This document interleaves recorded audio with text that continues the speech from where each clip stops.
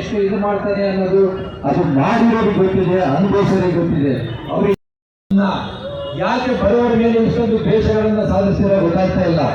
ನಮ್ಮ ಅನ್ನೋದೊಂದು ಇಲ್ಲಿ ನಾವು ಇಟ್ಕೊಂಡು ಕೆಲಸ ಮಾಡಬೇಕಾಗುತ್ತೆ.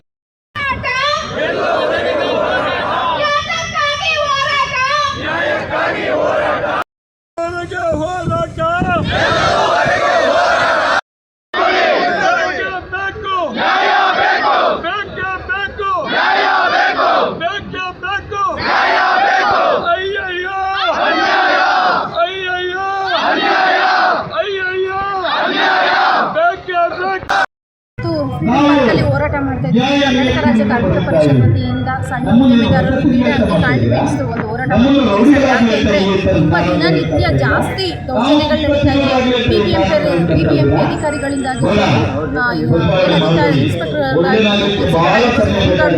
ಪ್ರತಿಯೊಬ್ಬರು ಕೂಡ ತುಂಬ ಟಾರ್ಚರ್ ಮಾಡ್ತಿದ್ದಾರೆ.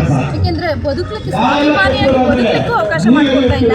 ಹಾಗಾಗಿ ನಾವು ಇವತ್ತು ಫ್ರೀಡಮ್ ಪಾರ್ಕಲ್ಲಿ ಹೋರಾಟ ಮಾಡಿದ್ದೀವಿ. ಯಾಕೆಂದರೆ 1 ವರ್ಷ ಹಿಂದೆಯೇ GST ಇಂದನೇ ಹೋರಾಟಗಳನ್ನ ಮಾಡ್ಕೊಂಡಿದ್ದೀವಿ.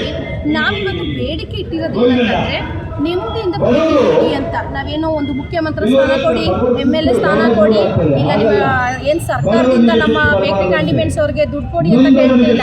ಸ್ವಾಭಿಮಾನದಿಂದ ಬದುಕಲಿಕ್ಕೆ ಬಿಡಿ, ಇಲ್ಲಾಂದರೆ ಒಂದು ದೊಡ್ಡ ವಿಷಯ ಕೊಟ್ಬಿಡಿ. ಯಾಕೆ ಅಂತಂದರೆ ಒಂದು ಕಾರ್ ಡ್ರೈವರ್ ಆಗಿರ್ಬೋದು, ಆಟೋ ಡ್ರೈವರ್ ಕಾಕಿ ಡ್ರೆಸ್ ಹಾಕೋದ್ರೆ ಭಯದಿಂದ ಬದುಕ್ತಾ ಇದ್ದಾರೆ. ಅವಶ್ಯ ಶಬ್ದದಿಂದಲೇ ನಿಲ್ಲಿಸ್ತಾ ಇದ್ದಾರೆ. ಯಾಕೆ ಸ್ವಾಮಿ ಈ ಥರ ಅಧಿಕಾರಿಗಳು ಮಾಡ್ತಾ ಇದ್ದೀರಾ?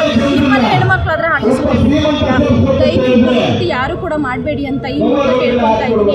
ಇವತ್ತು ಏನು ಫ್ರೀಡಮ್ ಪಾರ್ಕ್ ಹೋರಾಟ ಶಾಂತಿಯುತವಾಗಿ ಮಾಡ್ತಾ ಇದ್ದೀವಿ. ಇವತ್ತು ಒಂದು ದಿನಕ್ಕೆ ಶಾಂತಿಯುತವಾಗಿ ಮಾಡ್ತಾ ಇದ್ದೀವಿ. ನಾಳಿನ ಕ್ರಾಂತಿ ಆಗುತ್ತೆ. ಪ್ರತಿಯೊಬ್ಬ ಮನೆಯಿಂದನೂ ಒಂದೊಂದು ಹೆಣ್ಣುಮಗು ಕೂಡ ಬಂದರೂ ಕೂಡ ದೊಡ್ಡ ಮಟ್ಟದ